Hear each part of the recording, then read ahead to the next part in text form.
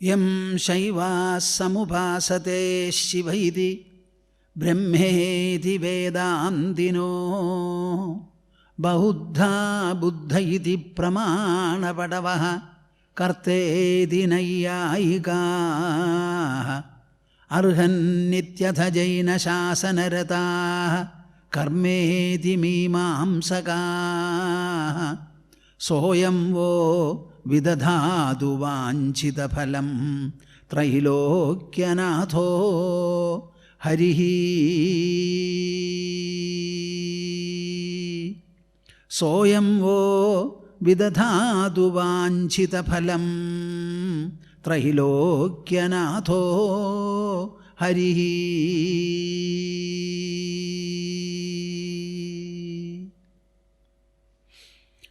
Madhya Hridaya Kashe Sadanandamayo Guruhu Udetu Satatam Samyak Ajnanatimidarunaha Harihi Om Harihi Om. We shall jointly recite 3 times Omkara as usual. Interlock your fingers. Put them on the lap.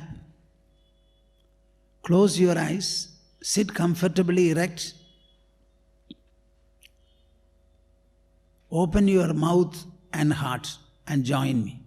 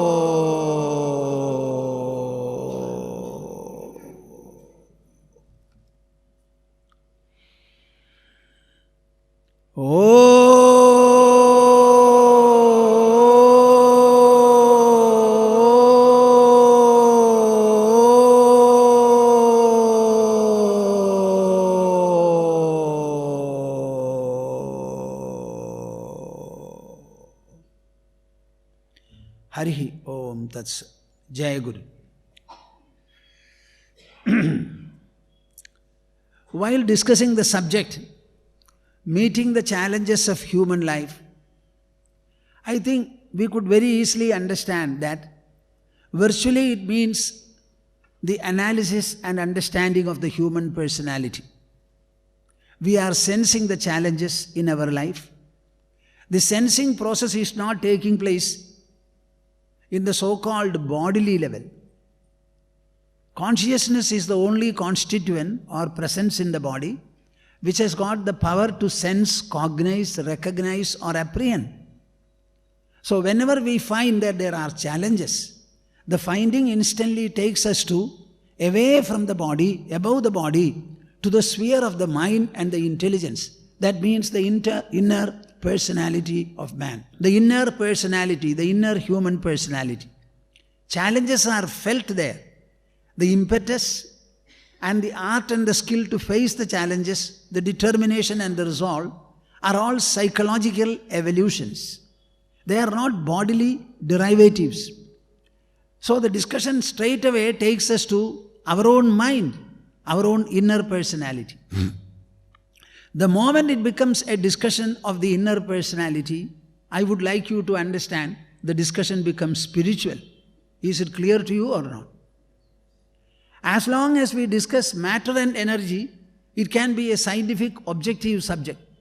The moment we speak of the mind and the intelligence of the human, the subject is squarely and fully spiritual. That is why Krishna began the discussion, and very soon in the 2nd chapter itself, he has struck spiritual and philosophical dimensions. Whatever part of life, whatever process of life, whatever episodes of life we try to discuss, very soon, according to our dharmic conventions, we very soon reach the lofty heights of spirituality.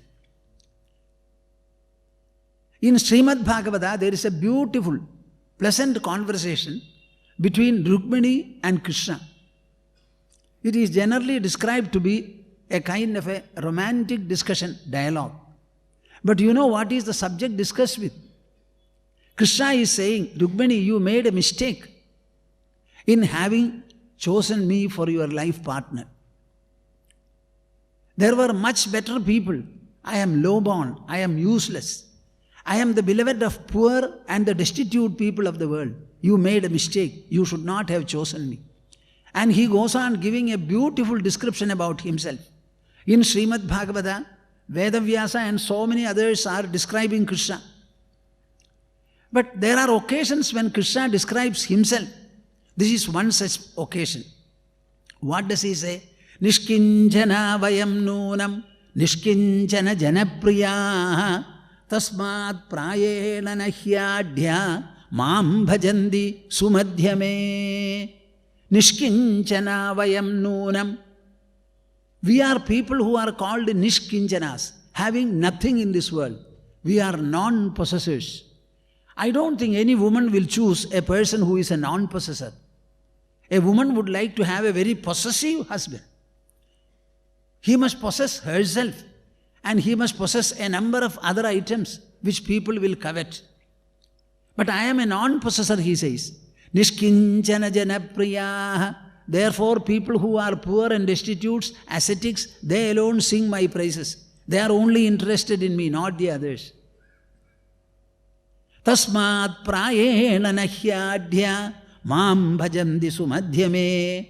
The rich, the opulent, the princely, the royal people, they never choose me. So you have made a mistake. I am so contented with my own self that I am not interested either in women or in wealth or in progeny. Why did you cast your choice on me? It was wrong. This is the type of conversation he says. You know, you can write volumes on what Krishna said.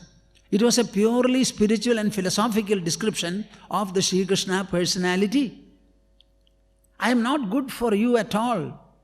And then Rukmini goes on refuting and at the same time validating everything that Krishna says. It's a very philosophical and spiritual conversation, normally difficult to comment upon or evaluate. In any situation, spirituality is the answer for us. Only because everything proceeds from our inner personality. Our body is only an instrument. The first chapter of Bhagavad Gita is called Vishada Yoga. Vishada means grief. How can we look at grief in a spiritual manner? And how can we bring about a spiritual unification of grief with your own inner personality? This is called Vishada Yoga. And now we have reached the state of Sthita Prajnata. Everything proceeds from the inner personality, from the mind. This mind can be treated to a Sthita Prajna state. I don't know what is your impression. We are sleeping every day, completely wiping off and forgetting the entire wakeful impressions in our mind. If in the biological sleep state, all the mind impressions can be completely wiped off and we can go to sleep, you should take the clue that it is possible for us to lead the mind to such a state. Vasishtha tells Sri Rama something very important. You know, I can say all these things, explain also, you may also hear, but you will not have the benefit unless you understand. Copy the verse, write the translation, put it somewhere in your house and go on reading and reflecting upon it. Param paurushamaashritya netva chittamajittatam tam mahapadavim ehi yatra nasina chetarad. Sage Vasishtha is speaking to a 16-year-old Rama, a prince who is yet to sit on the throne. Before sitting on the throne, he was preparing and enriching himself to conduct a rule in a very dispassionate, impersonal, impartial, and in a fulfilled manner. Before sitting on the throne. In the case of Arjuna, it is part of his administrative life that he landed himself in this crisis. In the case of Sri Rama, it was not so. So he says, Param Paurushama Ashritya, taking resort to your own inner will, wish and resolve. How many times shall I repeat these words? Taking resorting to your own inner wish, will and resolve. Param Paurushama Ashritya, Nitva Chittamajittadam. You know, these words are so suggestive. I can translate it in English, but you should get the import of it. Lead the mind to the mindless state. What? We are using our wish and will to land the mind on the external objects, ambitions, aspirations, goals and objectives. Here he says, lead the mind, inwardly, and reach a state of mind freeness. That is also possible. As you can exercise your will to climb over Mount Everest, as you can exercise your will and choice to lead astronauts to land on the moon, go further to Mars, etc., in the same manner, we can engineer a mind journey inside, by virtue of which we will become free of the mind. Nitva chittam ajittadam, leading the mind to a state of mind freeness. Tam mahapadavi mehi, reach that lofty, exalted state, magnificent state. Yatra nasi nachetarad, where neither you nor any other will remain distinct. Don't you think this is your sleep state? In the sleep, are you there? Huh? You have doubt? In the sleep, are you there? Is there any other also? An expectant child, newly born. The mother is very happy. After some time, she keeps the child on the lap, the child sleeps. After some time, she also becomes tired, gently takes the child, keeps the child nearby, she goes to sleep. So in the sleep state, is the mother there for herself? Is the child also there? What to speak of the world? The world also is not there. But the sleep is biologically induced. Now you have to bring about the same condition, remaining wakeful by virtue of a spiritual culture, orientation, refinement, enrichment and enlightenment. The same condition can be had. It's called wakeful sleep or sleepy wakefulness. You will find this very much discussed in the Quietude of the Mind book, which is a condensed version of the Upashama Prakarana. Upashama Prakarana. The word Upashama means the mind receding and receding, recoiling and recoiling, and ultimately becoming very, very restful. Very, very restful. Just like the body is seated on a chair, in the same manner the mind can be seated in its own essence, in its own pure plane. Now this is what is called the Sthita Prajnata. After becoming a Sthita Prajna, in the sense by getting into the Sthita Prajna state, obviously you cannot be sleeping for the whole of your life. Similarly, you cannot be in the Sthita Prajnata or the Sthita Prajna state forever. So after some time when you wake up, what will be the difference? He says there will be a drastic difference. Drastic difference. Phenomenal difference. Till then you were a bodily person, a material person, a biological aggregate you thought. Waking up from there for the first time, you know, I am not a bodily person. I am a spiritual person. I am a spiritual person. I am an inner presence and being. I am not matter. I am not energy. I am spiritual, if at all. Different from matter and energy. So there will be an altogether new insight, a new perception. a new anchor, a new evaluation. That evaluation he describes in a very beautiful manner.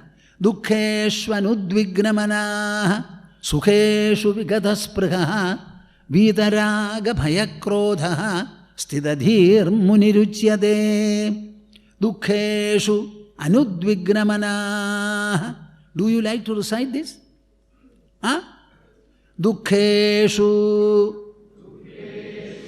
anudvigramanaha. Anudvignamanaha. Dukkeshvanudvignamanaha. Dukkeshvanudvignamanaha. The number of people reciting is very poor. It doesn't give me any inspiration. And it doesn't give me an impetus to say that you should recite. It is a sadhana if you recite it. These words, when properly recited, will have their concurrent influence, sublimating influence on the mind.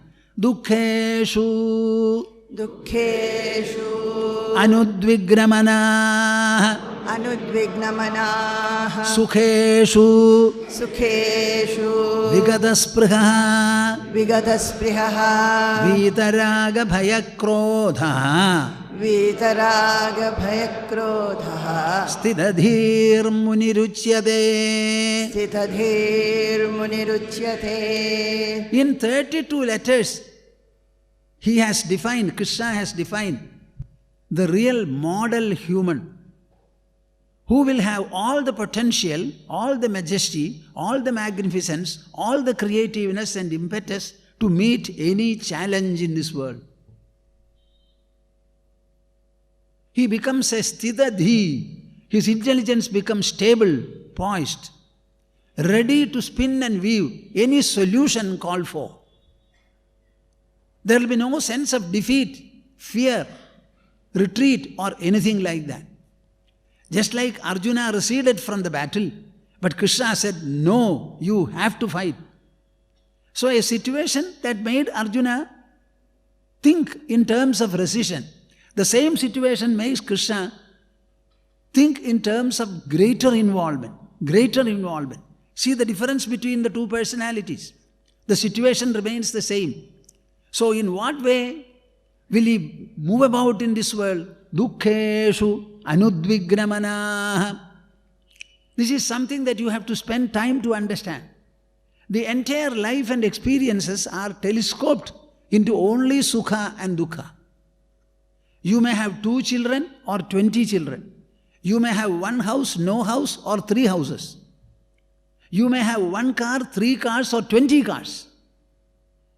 You may have a lot of money or a limited measure of money.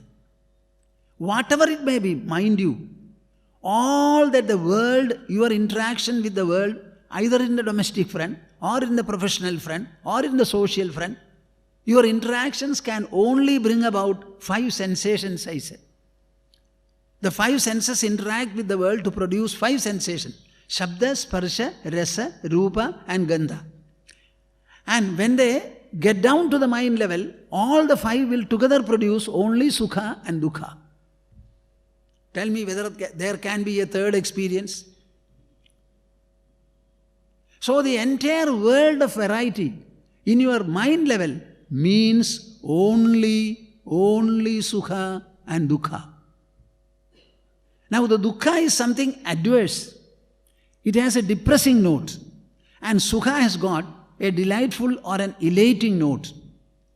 Now the Sthita Prajna man who has been able to experience this mental poise, that wonderful state of infusion from the self, that self-dimension gets opened up before him and he gets infused into it. So when he comes out from there, he has a subjective locus. Are my expressions clear to you? So far your locus has been the body, and whatever is needed by the body for bodily delight, bodily interaction. Now the whole locus and focus change. He has found an inner anchor, a spiritual anchor, a spiritual restfulness, a spiritual resource is opened up before him. Now from there when he starts looking into the world proves to be much less than what it was. It is not the world that matters, it is the mind that matters. The mind employs the senses and then perceives the objects of the world. In the absence of the senses and the mind, there will be no world or there will be no interaction. So between the world on the one hand and one's own personality on the other, you tell me what is the original and the source. Is the world the source or our own personality the source? Are you sure? Everything proceeds from here and comes back and settles here. I become the focus, and that too not the body, but my mind, my intelligence. Now for the mind and the intelligence, I have found a new and altogether new source now. I have found the source of everything, the source of thoughts, the source of emotions, the source of knowledge and doubt. Everything I have found out now. Now from that position, when he starts living in this world, he becomes superior, greater, more grand. And the world becomes smaller, shorter, and a trifling. And the entire world can give him only two experiences, Duhkha and Sukha. From all the things in this world, either your own or the others, there can only be Sukha and Duhkha, the two resultants. Duhkha is adverse and depressing, I said. That depressiveness he will not feel. As long as he interacts with this world, it is virtually meaning coursing through Sukha Duhkhas. Coursing through Sukha Duhkhas. Every day's interaction will mean Sukha and Duhkha, Duhkha and Sukha, Sukha and Duhkha, Duhkha and Sukha. It is just like floating in the drowning waters. Now, Duhkhas will not cause any agitation or depression in him, and Sukhas will not induce any kind of an elation or undue delight in him. The mind becomes moderate, his attitude becomes uniform. Everything becomes a trifle before him. After all, what can you do? Either give me or Sukha and Duhkha. And what are these Sukha Duhkhas? They are interdependent. There can be no Sukha without Duhkha at all. So if you are experiencing Sukha, you should be thanking the preceding Duhkha. No? Boliye na. Unless you had the previous experience of Duhkha, its termination resulting in Sukha will not have been had. And the present Sukha is a clear notice that I will also go and I will take you to Duhkha. So every Sukha is preceded and succeeded by Duhkha. So is it worth having? Is it not something like giving a sumptuous meal to the person who is taken to the gallows? He is to be hanged, but he is given a beautiful sumptuous meal. Can he eat it well? Previously I had Duhkha.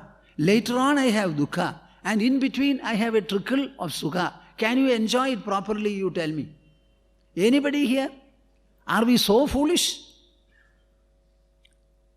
So the Sukha will not unduly delight you and the Duhkha will not unduly depress you. You will remain the same and the uniform. Dukheshu anudvignamanaha sukheshu vigataspraha.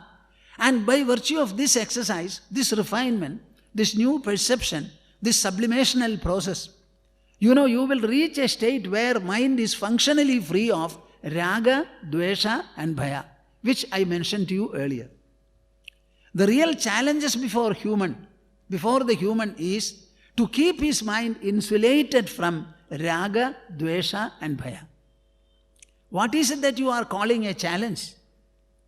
Anything. The challenge is felt by the mind. When you find something good and useful, you develop a desire for it. When you find something unpleasant, you have a dislike, a resentment or a hatred towards it. And very often you are afraid of life, afraid of many things. So the real challenge is mental. You have to face the desires, you have to face the hatred, you have to face the fear. And treat your mind in such a manner that you can be free of all the three. When you are free of all the three, you don't become a human, you become godly and divine. I have no other secular word to use.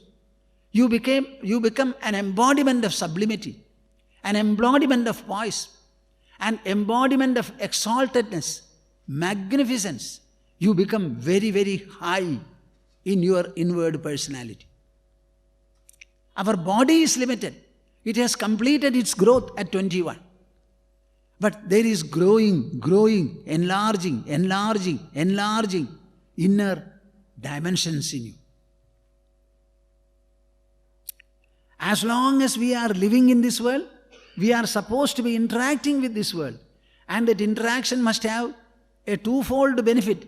It should be enriching to you and also enriching to the world. Till the last point of your life, you would like to do something that is useful, benevolent, beneficial to the world. See, our marriage is defined. What for is marriage? It is for Vamsha Vriddhi, says our Shastra. When you are getting married, it is not for romance or sport. You are born. In the same manner, you allow 1 or 2 children to be born. To get married, there will be a couple. So the two people at least should be replaced by 2 children, so that the lineage will continue. If you find your life beautiful and pleasant, okay. Become the cause of having or rearing a family. That is what you should do. That is the purpose. So that is also a contribution to the society, a contribution to the lineage. Our country should be productive. The GDP should go on increasing. There must be a surplus in the budget, not deficit. Now, how can the deficit be wiped off? By greater productivity, contribution, effort, perseverance on the part of the subjects, the people. We have no right at all to eat from this world unless we are able to give back sufficiently in return. Even animals produce, plants produce more than what we spend on them. Plants produce. Suppose there is a mango tree. You look after it, nurse it, and give it some fertilizer, etc. The mango yield should be more than what you spend, otherwise you will abandon the tree. So don't become one who will be abandoned by the world. Produce enough. Contribute enough to the pool of the society. Now, this is the attitude that you get. Everything you will start viewing and assessing from a greater, higher and a broader perspective. When the mind becomes broader, these Sukha Dukkha's become a trifle. They become bubbles floating on the surface of the mind. You become conscious of the depth of the mind, the vastness of the mind, the loftiness of the mind, the highly potent nature of the mind. The entire mind creates the world. The entire mind gives rise to your interactions. The entire mind is having the resultant Sukha Dukkha's. Mind becomes the source of the body, of the world, of the interactions, of the interactional outcomes and impacts. So mind, the source and terminus of all my activities. If mind is the source and the terminus of all activities, the interactions do not stand separate from me. They are subsisting on me. Just like a wave subsists on the sea. Compared to the depth and vastness of the sea, what is a wave after all? Nothing. Similarly, any Sukha or any Dukkha is a bubble, is a negligible bubble. What is its diameter? 3 or 4 millimeters. This is what happens. This mind is the one factor which you are ignorant about. Reflect upon it. Realize its magnitude. Close your eyes. Become a Sthita Prajna. At least for half an hour, 15 minutes, 20 minutes. Let the thoughts and emotions of the mind completely get sunk in the mind's own depth. Am I making sense to you? थोड़ा समझ लीजिए ना, अपने शरीर के भीतर मन नामक कोई कुछ तो चेतनात्मक एक चीज तो विराजमान है. उसकी गहराई कितनी है, उसकी उदात्तता कितनी है, उसकी व्याप्ति या व्यापकता कितनी है, थोड़ा सोच लीजिए, विचार कीजिए इसके प्रति. एक स्थान पर बैठकर दूसरों के बिना always think about it. Try to understand. Vita raga bhaya krodha. As long as you interact with this world, Sukha Dukkha's cannot be avoided. In every minute, in every 5 minutes, in every 20 minutes, 1 hour, 2 hours, half day, full day, 1 week, 1 month. Every time there will be Sukha Dukhas. These Sukha Dukhas, understand them to be an inevitable part of the psycho-intellectual part of the human life. Allow them to come. You must be ready to handle any extent of dukkha. Similarly, ready to handle any extent of sukha. The capacity should be more. I am prepared to tackle greater dukkha and greater sukha. Be prepared for that. Once you are able to be unruffled in sukha dukkhas, your personality begets a very great dimension. Its potential also grows. As a result of which, you transcend the raga, dvesha and bhaya. What is meant by transcending? That word has to be understood. Not that raga, dvesha, bhayas will not be there. The drowning water is there. But you learn swimming and start waving your hands and legs, keeping the head above the water, you can start swimming and floating on water. You have not taken away, nobody has taken away the drowning power. The drowning power is still there, but you remain afloat. Similarly, the interactions may from time to time generate a seeming desire, a seeming resentment and a seeming fear. But you transcend over them. They don't devour you. They don't overpower you. You overwhelm them and you remain afloat in the raga, dvesha, bhayas. When you are able to do so, you are called a Sthita Dhee.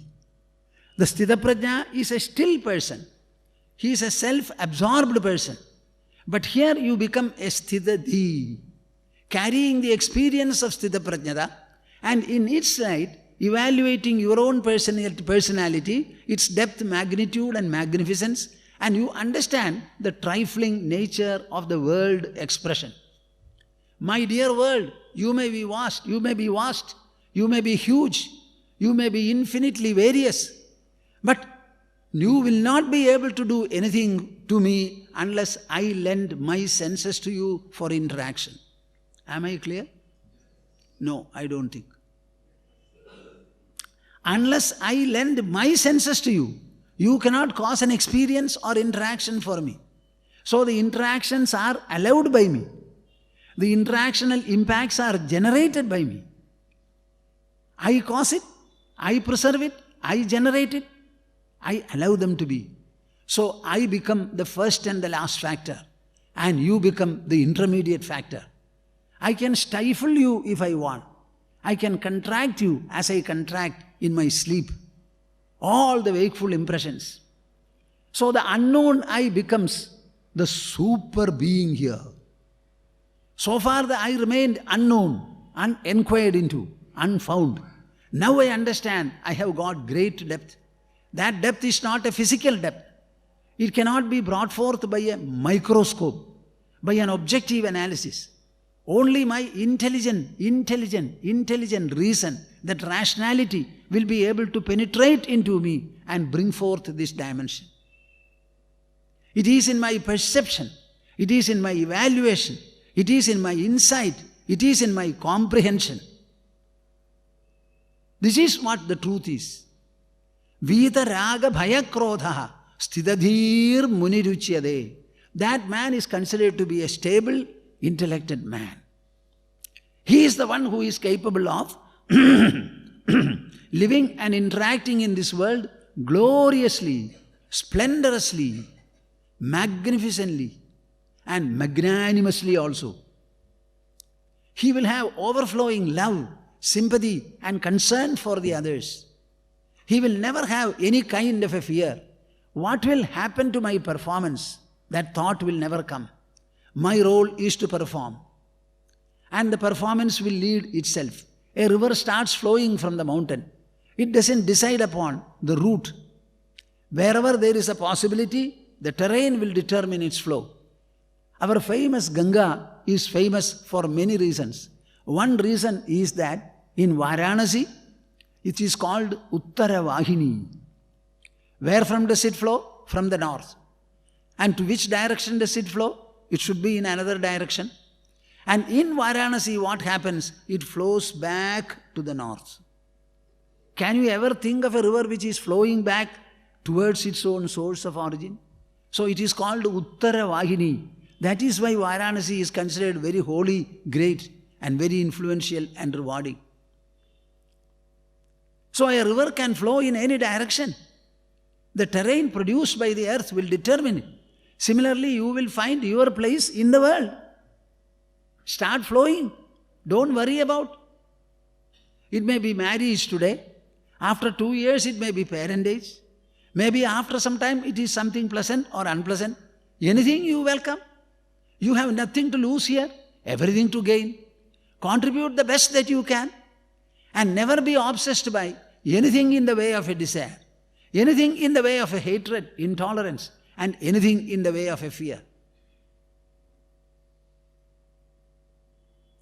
Adyaiva va maranamastu yugandareva. Let the death come either today or maybe after the Kali Yuga.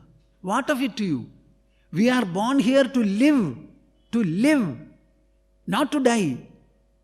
If death is brought about, that is a handiwork of time. At one time the body was born, thereafter it started growing, at one time it starts declining, at another time it will fall. You have nothing to do there. Do the best, wish the best, realize the best. Never lose any opportunity. This kind of a victorious life, there is no question of any special challenge at all. You become a source of potential, infinite potential that you have. Dukheshu anudvignamanaha, sukheshu vigadaspruhaha, vidaraga bhayakrodhaha, stidadhir muniruchyade. That man is considered a stidadhi, a muni. The word muni means mananashilaha. Whoever has got the habit of truthful introspection, he is called muni.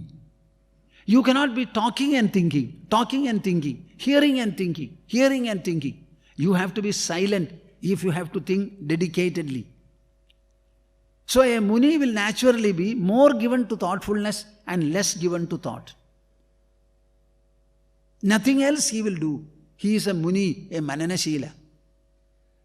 You know, in the ashram, if you come and ask me or come and see me, I do only 2 functions. You know what do I do? Either speak or write. I have no other function at all. Except taking some meals, going to the bathroom, toilet, etc. Nothing else. Either I speak to people or I write. And what do I speak and what do I write? That you know. That mananashila. Every time there is thoughtfulness. Suppose I have to talk on a subject. Generally I don't think about it. And maybe the day I am going to talk in the bathroom, maybe the thought process goes on. That manana becomes so important in life. So we people are called munis because of our mananashilada.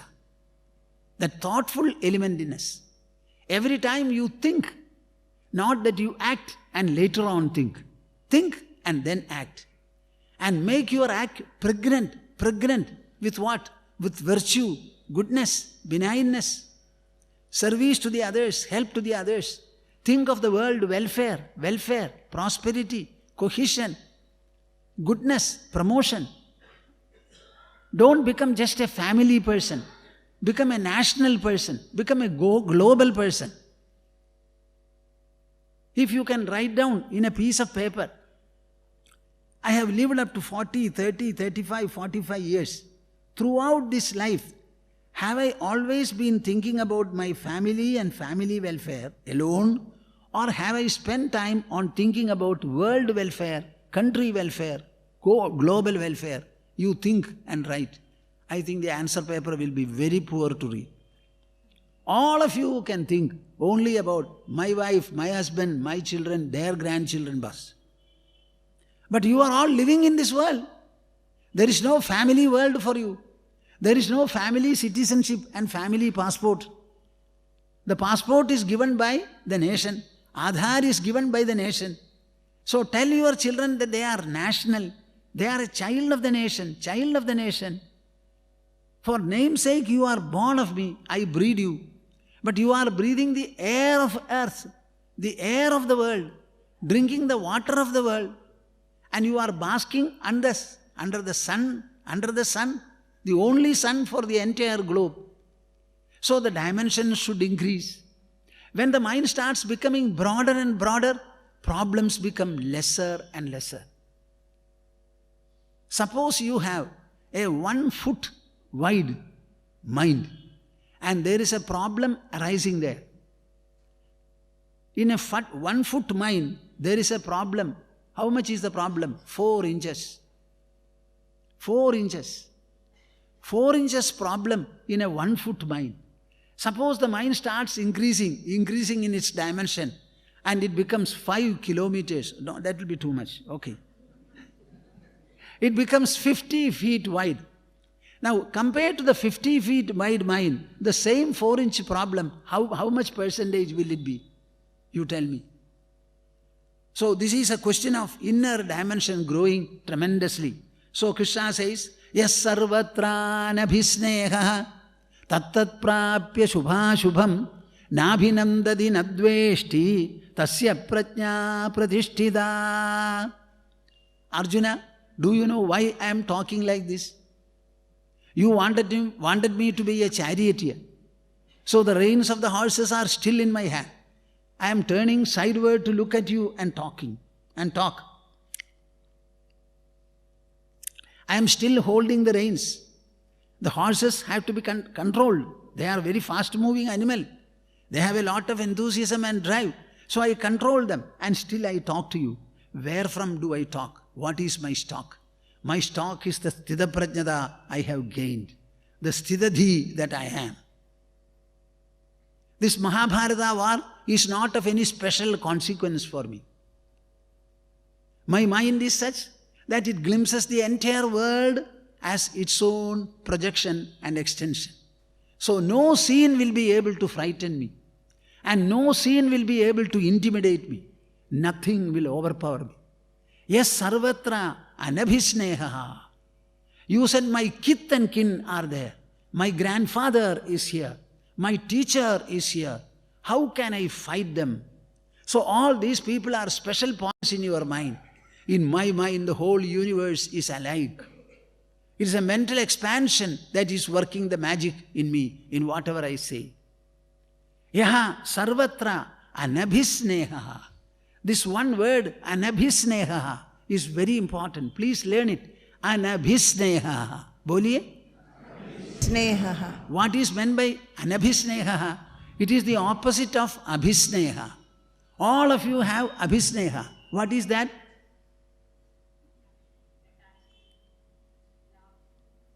Mobile is speaking there.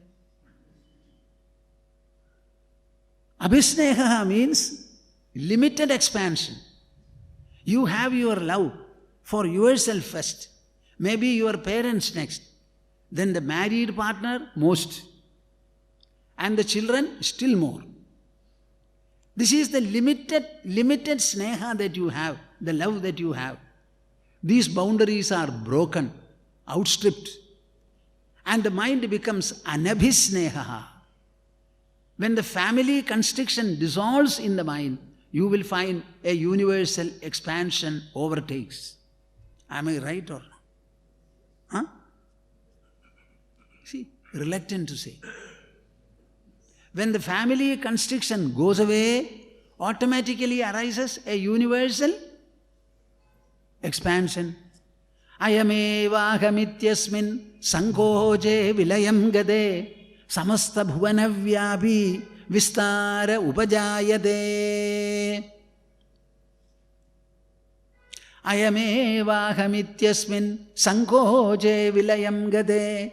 Vasishtha tells Sri Rama, the 16-year-old Rama, there is a sankocha, a constriction in the human mind. Ayamevahamityasmin. I am this body and the body is perimeter alone. Who told you that it is so? Have you gone into it? Have you gone into your own inside? Then why do you say, I am this body? So this is a constriction that you have. Ayamevahamityasmin sankoche. If you intelligently treat it with spiritual gospels, with spiritual exposure, and you can dissolve this constriction, transcend this constriction, there is only one substitute and one alternate. What is that one alternate? Samasta bhuvanavyapi vistaraha. Suddenly dawns an expansion which is permeating and pervading the whole universe. There is a universal expansion as an alternate to the family constriction. Now you tell me, would you like to have again the family constriction or would you like to have the universal expansion? Boliye na kholkar. Then think in this manner. Stop thinking in terms of your family. Take to spiritual introspection. Don't be enmeshed by worldly and secular thoughts alone. Give spirituality a place and purpose in your life. It will improve and edify your being and personality. It will elevate your interactional levels. It will empower you to taking and dissolve all kinds of international impacts. Every impact that comes from the world, you will be able to handle them, dissolve them. Yas sarvatra anabhisnehaha. When the mind becomes broader, the earlier constrictions which looked like mountains, now they become pebbles, mustards. The mountain of an impact, it becomes a mustard. Because the mind has expanded. Tattat prapya shubhashubham. In the world, as long as you live, you will find there will always be problems. Unless there is a problem, what will you do? Then the life becomes stale. So there will be problems, there will be challenges, there will be persecutions. Sometimes there will be stiflingness also. So many things will come. All of them you will be able to meet very well. And emotionally or psychologically analyze what are they? Shubha, Shubham. Either favorable or unfavorable, auspicious or inauspicious, pleasant or unpleasant, fortunate or unfortunate, prosperity or the opposite of it, something or the other. Whether it is adversity, prosperity, calamity, goodness, badness, virtue, vice, anything whatsoever. Everything falls under two categories, Shubha, Shubha. You know our astrology? It is a science. It is a science based upon the 9 planets surrounding the earth. And according to astrology, there are Navagrahas. Are you hearing me? What are these grahas when you analyze them? They are a mass floating in the space. We don't know what it is. We understand that the moon is something like rocky structure, solid. I don't know what Mars is, what Jupiter is. It may be of different types of formations, maybe gas, something else. Now these planets, our astrology has divided into Papagrahas and Punyagrahas. What? And they say each planet is aspecting you. I am sometimes wondering, do they have eyes to see us? When a child is born upon the earth, what telescope do they have to see and register? But our astrology as a science has divided them as Papagrahas and Punyagrahas. You tell me whether it is right or not. So Shubha, Shubham. Even the planets they have divided as Shubha and Ashubha. If 10 people come, you like 6 of them and you dislike 4 of them. If I ask you what is the reason, no reason. The reason is only that your mind is governed by likes and dislikes. So for the likes it has landed on 6. For the dislike it has landed on 4. Maybe after some time, if you continue to contact them, out of the 6, 3 will be rejected and out of the 4, 2 will be accepted. But it is the nature of man. Tattat prapya shubha shubham. You were expecting a boy and you got a girl. You expected your daughter-in-law to be a fine contribution, addition to the family. It appears to be different. So every time you will be meeting with Shubha and Ashubha. When Shubha and Ashubha greet you alternately throughout your day, throughout the fortnight, month, decade, year, everything, Nabhinandadi nadveshti.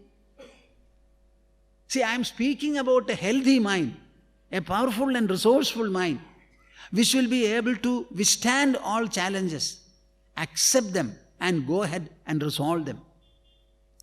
So the mind is the one factor which has to be equipped for the purpose. And the enrichment of the mind is Nabhinandadi nadveshti. Let anything in the way of a pleasant or a desirable element come, or the opposite. I will not be either have a feeling of complimenting or depreciating. Neither appreciation nor depreciation is there.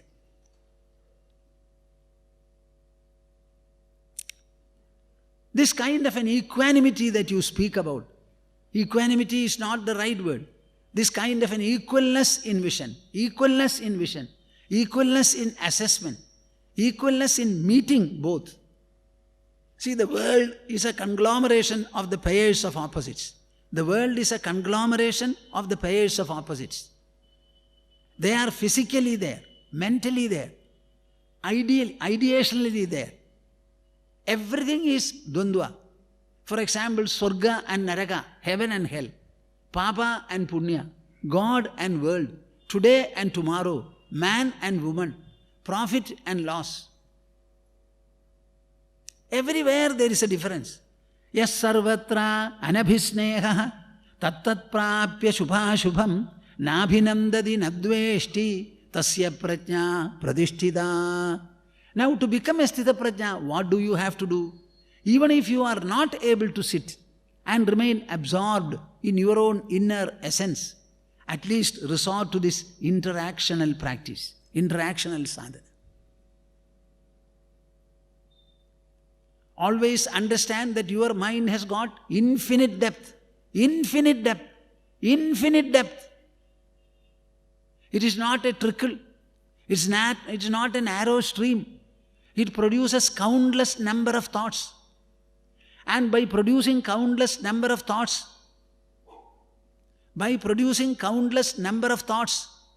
the mind has not reduced either in its potential or in its substance. Am I clear? I don't think. See, even a huge mountain, if you start excavating baskets of earth from there, after some time it will be over. The mind does not get over by producing a number of thoughts. All these thoughts are produced and no addition is caused in the body. All these thoughts are dissolved and no cavity or anything else takes place in the body. So without disturbing its own nature and the nature of the body, the mind produces a number of thoughts and emotions, and all of them are equally made to subside, submerge in itself. So what should be the capacity of the mind, you think? So think about this infinite depth, vastness, expansion and majesty of the mind. And then whatever comes, it can only be Shubha or Ashubha, Sukha or Duhkha. Allow both of them to be. They will come only to go. They go only to come. You are the one person who does not come and who does not go, allowing them to come and go. So you become the superior, the source, the anchor for these things. Do not think that any stroke of fortune is going to flood you. Any stroke of misfortune is going to wipe you off. Both of them will subside by virtue of the same law which has brought them. You remain firm. Now this kind of a firmness or a majesty, this majesty you have to develop in your own mind by virtue of tattva vichara, truthful introspection, infusional introspection. Yas sarvatra anabhisneha tattat prapya shubhashubham nabhinandadi nadveshti tasya prajna pradishtida. See how beautifully he sings. Tasya prajna eva pradishtita. The consciousness of such a man, the intelligence of such a man alone will become stable, poised and confident. In the world, so many people were born. They had lived for a few decades and they have passed away. Every time in the earth has registered the number of people who have come and who have gone. You tell me which list is more. The people who have gone are more or the people who are living more? आपको भी क्या होगा? So many people have lived and gone. We will also live and go. We should not worry about it at all. The world is a forum where we are born and where we are existing. As long as we are expressed here, existent here, try to do the best. Never worry about it. Develop your perception. Rise above birth and death, another pair of opposites. No Shubha or Ashubha should unsettle you at all. You should become firmer in their hands, stabler in their hands, deeper in their hands, more powerful, glorious in their hands. Nothing is going to depress you. Nothing is going to wipe you off. Everything is going to be enriching, empowering, elevating and expanding. The Sthita Prajna man, the Sthitadhi man will have a lot of control. The control comes not from an external agency. The control and moderation come from within himself. See how clever and beautiful and masterly he is. Yada samharate chayam kurmongani vasarvashaha indriyani indriyarthebhyaha tasya prajna pradishtita. Yada samharate chayam kurmongani vasarvashaha. Would you like to recite this? Yada samharate chayam. Yada samharate chayam. Kurmongani vasarvashaha. Kurmongani vasarvashaha. Yada samharate chayam. Yada samharate chayam. Kurmongani vasarvashaha. Kurmongani vasarvashaha. Indriyani indriyarthebhyaha. Indriyani indriyarthebhyaha. Tasya prajna pradishtita. Tasya prajna pratishtita. Tasya prajna pradishtita. Tasya prajna pratishtita. Initially, the Sthita Prajnata may be identified with the working of the mind, the ability of the mind to get absorbed into its own essence. Once you are able to experience it and you continue to live and also do this interactional sadhana of sublimating your mind every time in the hands of Sukha Dukhas and Shubha Shubhas, you will grow immensely great. You cannot imagine how much of efficiency you will be able to gain. And the best efficiency is in controlling, regulating and moderating your own senses.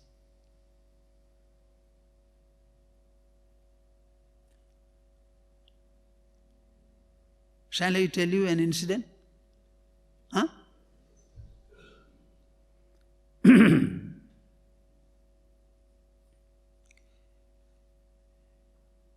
We were about 3 or 4 or 5 sannyasins. We were on a mission, a societal mission, and we were moving about.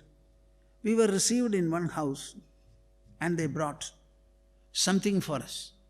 If I remember correct, it was some kind of a Kerala banana, that plantain. It was brought. So they cut it into pieces. And then several pieces were there and they were offered to us. So one of the sannyasins, who apparently was the most aged, he said, he looked into everything. Let me take the biggest of them, and took it. What? Biggest of them. What does it indicate? I felt that if I were the person in his position, I said, first of all, I will say, all of you, you please take, and finally I shall take. Or if at all I take, I will say, I will take the smallest one so that none of you will take it. Now you tell me, what exactly is the point here? Such a simple incident. Yada samharate chayam kurmonganiva sarvashaha indriyani indriyarthebhyaha tasya prajna pratishtita. This is where our spirituality excels. Our spirituality is not philosophical as you find in the Western world. It is always associated with religious, austere life. Without austerity, you will not find any philosopher in India. He is not respected also. In the Western world, you will find the clergy remains one group. The philosophers are entirely different. They don't belong to the clergy level at all. So here, his sannyasins become sannyasins. It is only to pursue and perfect the spiritual and philosophical life. So the control and moderation over the senses, very, very important. That is why Krishna says, the Sthita Prajna is always correlated or related to the sensory moderation that you have. Indriyani indriyarthebhyaha. Earlier I said, indriyasya arthe ragadveshau vyavasthidau tayor navashamagachet tauhyasya paribandhinau. Upon every sensory object, a cap of raga and dvesha clearly kept. Don't come under their sway, he said. So while living in this world, senses are in you, but they are likely to be seduced by the objects. And you must have a moderation, a victory over them. And the victory he describes as that of the turtle or the tortoise. Generally it moves with its head and the four legs protruded. And the turtle can contract them completely inside the shell. As it is able to withdraw the sensory organs from obstructions and disturbance seen outside, in the same manner, you must be able to have control over your senses. Many things may surround you, and each may have a note of attraction or repulsion to offer. But understand, they by themselves cannot attract or repel. Only in conjunction with your senses, attraction and repulsion will result. So, senses are under you, in you. The objects may be outside, numerous. But you have the potential and the possibility to have control and moderation. Whenever there is the least disturbance or trouble, the turtle withdraws all the five limbs. In the same manner, you must be able to draw yourself in. Never come under the wild influence of the senses. This sensory moderation, I don't like to call it control, that is very important. It is very vital. You know, Bhagavad Gita as a Shastra, it has got an apurvata. Apurvata means something unique to itself, which you will not find in any other compositions.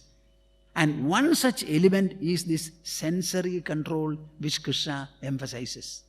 And he does so standing on the chariot of Arjuna, you would understand. He is not speaking about it in his palace. He is not speaking about it in the forest. This is a war conversation, a war dialogue. It is an administrative dialogue. It is an administrative dialogue delivered for the purpose of fulfilling an administrative task and obligation, namely fighting. It is at that point that he is explaining that sensory control should be there. Every time it should be like that. So, yada samharate chayam kurmongani vasarvasah indriyani indriyarthebhyaha tasya prajna pratishtita. So you cannot think of sthita prajna at all. The spiritual inner merger. In the absence of sensory control, you must be a man of refinement, a man of regulation, a man of moderation. Live a moderate life, a regulated life. Sleep moderately. Wake up and be active moderately, and moderately take to some kind of a relaxation, sport or play, it does not matter. Read some material, newspaper or otherwise. Everything do it in a moderate manner. Eat moderately, sleep moderately. That is what Krishna later on says. Yuktahara viharasya, yukta cheshtasya karmasu, yukta swapnavabodhasya, yogo bhavati dukkha. A man of moderation, he is the best person to practice this yoga, he says. So you cannot be indulgent in anything whatsoever. Never do anything excessively. Eat deliciously. Sattvic food means very tasty food. There are some people even in this assembly perhaps who think that tasty food. What do you mean by that? Unless you eat a tasty food, it cannot be digested by the system. When you see the food there, you must have secretion in your mouth. That is rasyaha, snigdhaha, sthiraha, hridyaha. This is the description given in Gita. It should be very tasty and soft. It should not be difficult for either the tongue or the teeth to crush, chew, etc. It should be very soft. Sthiraha, hridyaha. It must have a sustainable value. You eat a lot and in half an hour it's all gone. Not that kind of a puffy food. Sustaining food. Hridyaha. Even after having consumed it, you should not feel any kind of a burning sensation or discomfort in your stomach or tongue or throat. So very beautiful, nice food. That is how you have to cook. Sattvic means what? Everything of quality. Quality. If you take a color combination, the color combination should be appealing and stimulating to our body. Now people are wearing dark and black dresses. I cannot understand the meaning in it. What do you mean by a dark color or a black color? It absorbs a lot of heat and the body gets stifled. Why should you wear anything dark? Select something that is suitable to your complexion and which will reflect light and heat as much as possible.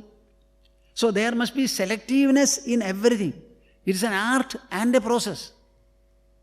So here also, yes, sarvat, no. Yada samharate chayam kurmongani va sarvashaha indriyani indriyarthebhyaha tasya prajna pratishtita. But is it only sensory control? Some people take to the ascetic life. They wear rough pieces of dress, including bark, and they expose themselves to terrible heat and terrible cold. They lie on hot sand beds, or maybe they immerse themselves in extremely cold waters at 3 o'clock early in the morning. Such persecutions, are they necessary? No, not at all. Vishaya vinivartande niraharasya dehinaha rasavarjam rasopyasya param drishtva nivartade. These are all highly spiritual and philosophical verses. Vishaya vinivartande niraharasya dehinaha. In the name of control and moderation, does Gita or does our spiritual science ask you to abandon? No, I will not eat to the fullness of my stomach. I will avoid this. No such control is called for. Suppose you keep sensory things away without experiencing or enjoying them.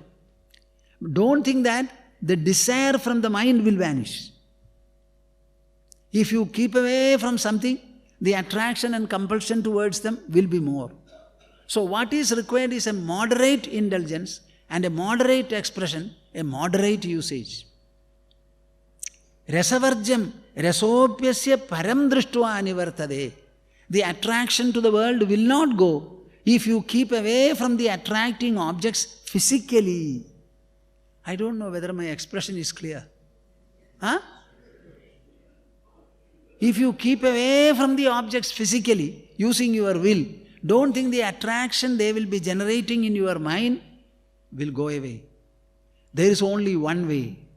Be attracted to your own inner self, the source of everything. If by waking you up, mark my expressions, if by waking you up, what did I say? If by waking you up. Who wakes you up? Is it an external force that wakes you up, or your own inside that wakes you up? When you are woken up, waking you up, and then activating the senses, animating the senses, the entire world is perceived by you. And the perceived world throws up so much of attraction. So what is the cause and the source of this attraction? That which wakes you up, then animates and activates the senses, perceives the objects, and through the objects creates so much of allurement. The very source of the whole process, where is it? It is inside you. So be attracted towards that. That deserves far greater attraction than the little world that you see in the wakeful state. So what you should do? Look for the source of the entire phenomenon. Plunge there. Delve there. Go into there. Sink there. And then get that taste from within, the Sthita Prajnata. When you are able to taste the Sthita Prajnata within you, rasopyasya param drishtva nivartade, then the external attraction will automatically cease.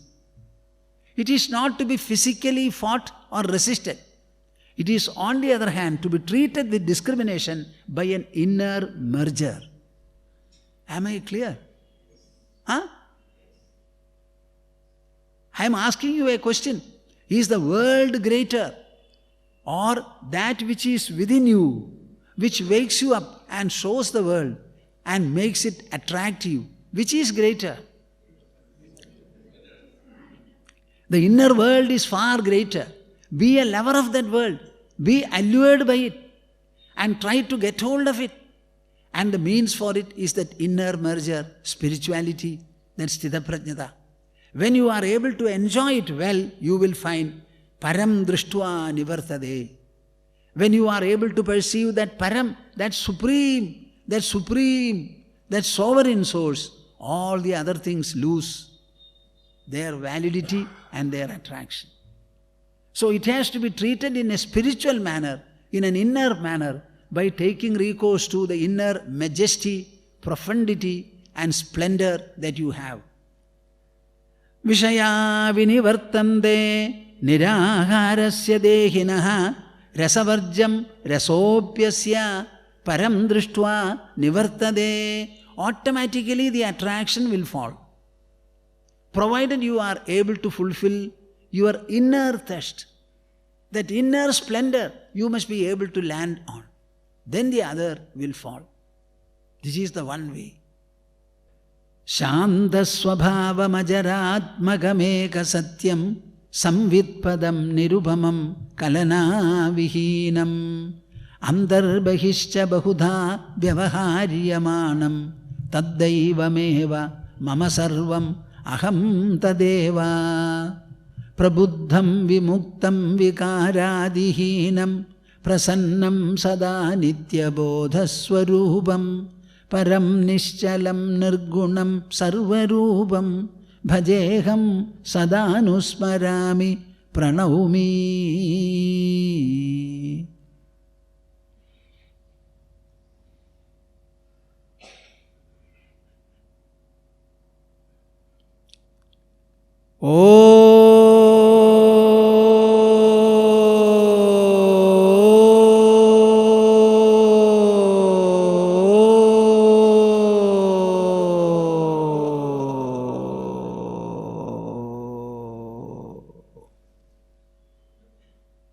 Harihi Om Tats Jai Guru.